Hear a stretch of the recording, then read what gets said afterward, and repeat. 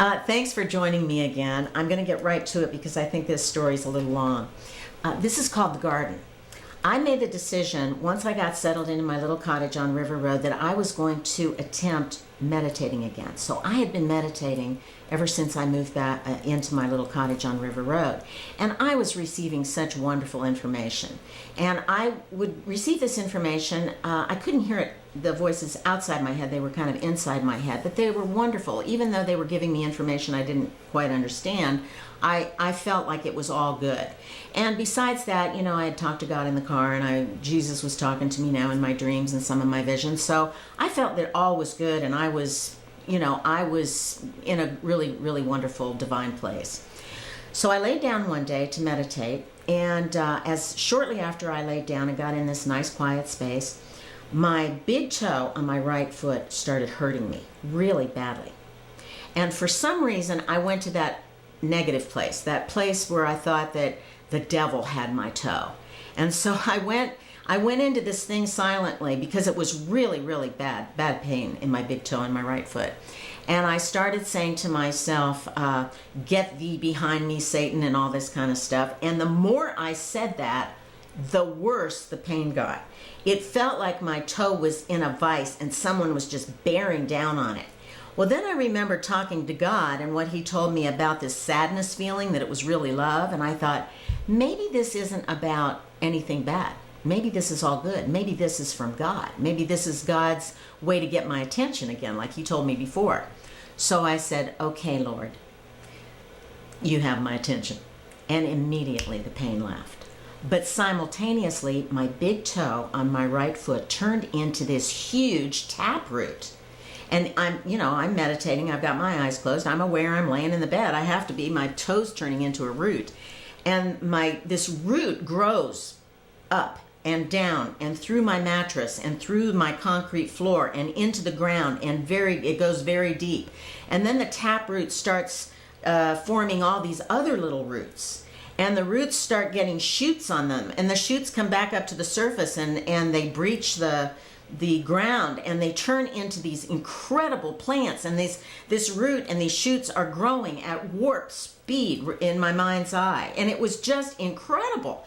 And so finally, my whole screen, my whole my mind's eye is full of all these different plants. They're huge, with huge leaves, and they're bearing fruit and vegetables and flowers.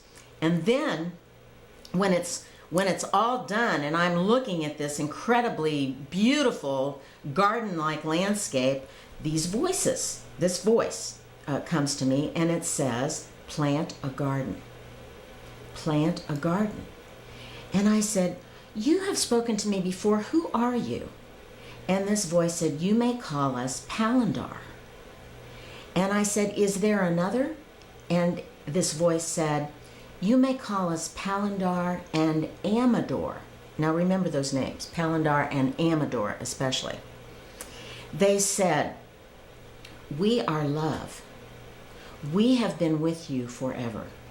We were with you long before your birth, and we will be with you forevermore. You have but to call our names, and we will be with you to assist you, to help you, to talk to you. Well, this was wonderful news to me. And it was just, they called me their precious child. They said, they called me their precious child, and they said, you are our daughter, our son, our father, mother, brother. You are of our family. And then they said, you are of the family of Christ. Wow. I thought, wow.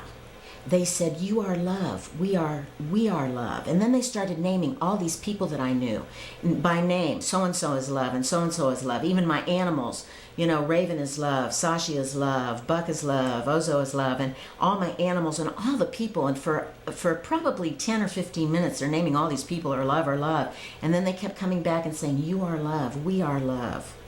You are of our family. And it was wonderful.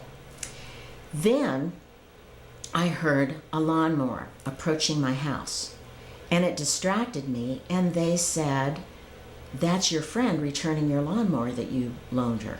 And I remembered that I had loaned my neighbor my lawnmower, my riding lawnmower. So I'm distracted, and they said, it's okay. Open your eyes. We will still be with you. And I said, no, you're never with me when I open my eyes. You're only with me when I meditate. And they said, test us. Open your eyes. So I opened my eyes a little bit, and they said, see, we're still here. And I said, well, this is wonderful. Thank you. And then my eyes focused on this painting that has hung at the foot of my bed since I was a little baby. And this is the painting. And it's a painting of Jesus. It's a print, really. But this is hung in my bed at the end of my bed since I was a child, and I've carried it with me all these years. Anyway, when I opened my eyes, I looked at this painting, and this painting had this silver glow all around the frame. Not only that, it had this silver, like a taproot, coming off of the bottom of it. And I watched this, and this silver, it just glowed. And I thought, oh my God, this is a painting of Jesus. And I thought, this is wonderful. Then I hear the mower getting closer and closer and closer. And I have my eyes open, and they said, see, we're still with you through all of this. And even when your friend comes to your door and knocks on the door, we will still be with you. And I said, but then I have to get up and answer the door and you'll be gone. And they said, no, we'll still be with you. We are always with you. We never leave you. So sure enough, my friend knocks on the door, and I got up, and I felt really weird. I felt lightheaded. I felt light. I felt like everything was kind of surreal. And so I went out into the living room when I heard my friend knock on my door. And I opened the door, and my friend, who was returning my lawnmower, when I opened the door, she takes 2 steps back, crosses her arms, and she goes, hi. And I said, hey. And she goes, what's going on here? And she acted real weird. And I said, oh my God. I said, I've just had the most incredible meditation. I said, as a matter of fact, my guides are still with me. They're still talking to me as I'm standing here with you. And she said, well, okay then, listen, and she's backing up, and she's got, she's just looking at me real weird. And she goes, I'll just let you get back to it, and I'll just call you later, okay? And she left, and I closed the door, and they said to me, see, we're still here. Well, I went back, I laid down, and we kind of finished this meditation. Later on in the afternoon, I called my friend, because she acted so weird. So I called her up, and I said, what was going on when I came to the door? She goes, well, it was obviously you were involved in something really, really strange. And I said, but you acted so weird. You didn't have to leave. And she said, oh, she said, Kim, she said, I don't think your feet were on the ground. It looked like your feet were about 6 inches above the floor. And I said, you're kidding me. She said, no. She said, that's why I left. It freaked me out. So I want to continue this story because I did plant this garden, even though I really wasn't a gardener and didn't feature myself as a gardener. I immediately set about planting a garden. And when they told me, Palandar and Amador, when they told me that I should plant a garden, I took that to heart because they also told me that miracles would occur. So I did plant my garden, and I'll continue this story and we'll pick it up with the next taping. Thanks for watching.